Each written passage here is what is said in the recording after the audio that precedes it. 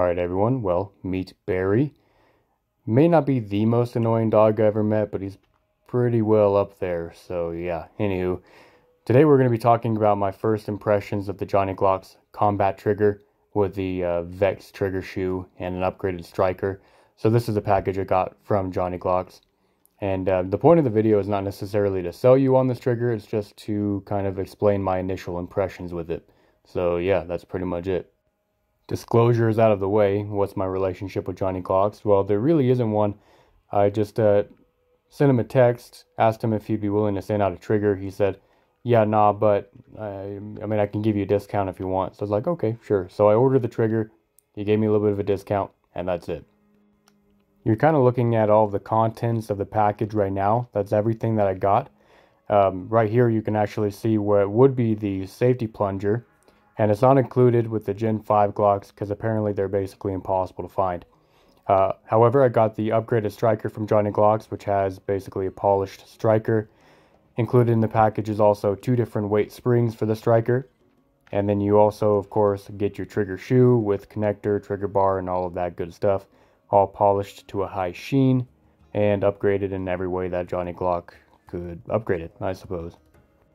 With the firing pin springs, it comes with an orange one installed that's 4.5 pounds and a yellow one that's 5 pounds. I ended up switching to the yellow one because it felt a little bit better in the trigger. Here we're looking at my OEM trigger with a minus connector, getting pretty consistently around like 6.8 pounds, around there.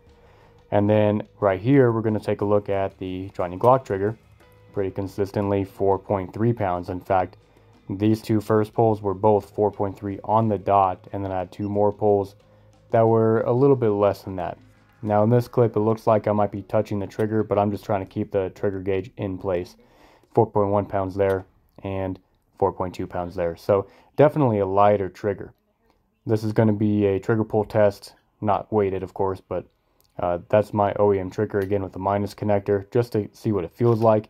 You may have noticed that my whole hand was kind of shaking, not shaking, but like moving to the side as I was pulling the trigger. Noticeably heavier compared to the Johnny GLOCK trigger, and in theory that could affect your shots for sure. Now the one thing I really enjoyed about my OEM trigger more than the Johnny GLOCK is that positive reset. You can see there where it kind of pushes my finger forward, and that is just something I don't really get with the Johnny GLOCK trigger, which is kind of a shame. To describe the reset on the Johnny GLOCK trigger as sluggish would be inaccurate for sure. However, it just seems like it moves with your finger instead of wanting to push your finger forward. And that's not necessarily a bad thing, it's just not what I'm used to. I'm used to shooting, obviously, my OEM trigger with the minus connector. And you're going to see shortly a Walther PPQ, which is one that I more or less grew up shooting. And both of those guns really kind of push your finger forward. Of course, that's a training issue, and you're going to see in the shooting clips where I kind of stutter with that trigger, get not a false reset, but I just really struggle with the reset. However, now that I've put more rounds through the gun, I've gotten a lot faster with it, and it's just a much smoother shooting experience now that I can kind of feel for that reset a little bit better. Anywho, here's the Walther PPQ, and no matter what you do to your GLOCK trigger, it's just never going to be as good as a PPQ trigger. These guns are phenomenal. If you've never had a chance to shoot one, I really recommend checking it out. Huge fan of the PPQ. To get a good baseline, I shot the Sage Dynamics Cadence Standards drill. Here's my OEM trigger. Shooting it fairly slow, but I'm getting them all in the, at least the RA box, I think is what they call it, which is the dark gray one. And this is only a 3-yard, so that shouldn't be too hard, but it's actually harder than you think it is. Here's the Johnny GLOCK trigger. That was my first run of the day for both of them. You can see a major stutter there, pulled a shot or two a little low. But after getting a little bit more time with this trigger, I perform a little bit better with it. Here's the second run of the OEM, again with the minus connector. Not a terrible run, got a few more in the gray though, would prefer them all in the white, but whatever. Pulled one to the right here, but otherwise a fairly decent run there. Now this brings up my number one point of concern with this trigger. It does have an adjustable over travel screw, which I messed around with when I first put the trigger in the gun to play around and see, what felt good and what didn't, see if I could even feel a difference.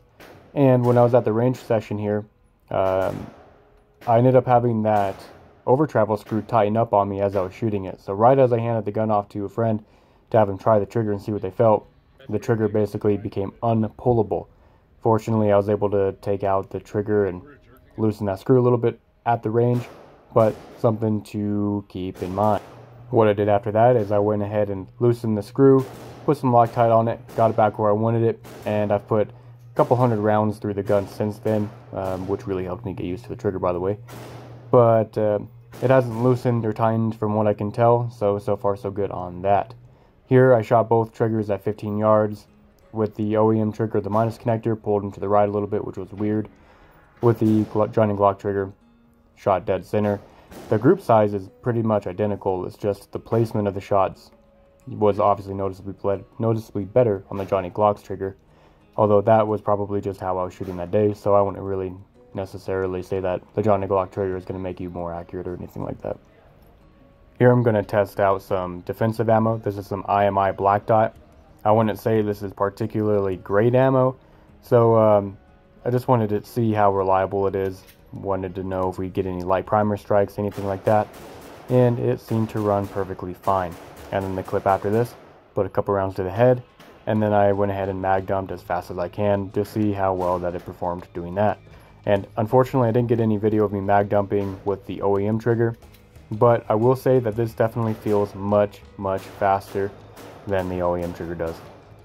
Of course, with the caveat being, you have to actually be able to reset the trigger in a timely and smooth manner to be able to shoot faster with it, if that makes sense. If you have a trigger freeze, then obviously you're not going to shoot as fast as you would with a trigger that doesn't give you trigger freeze. So here's the first of two mag dumps actually using MagTech ammo.